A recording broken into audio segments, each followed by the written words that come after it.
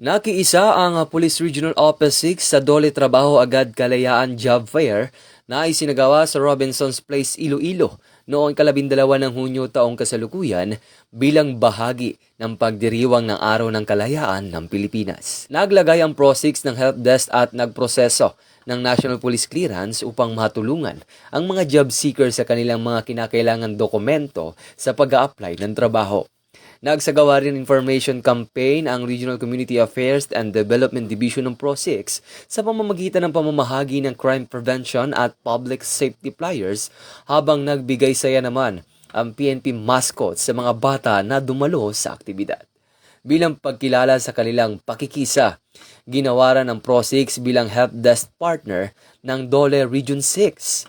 Patuloy namang isinusulong ng Pro-6 ang paghahatid ng mas malapit, mabilis at makataong serbisyo sa publiko para sa mas ligtas na kanlurang Visayas.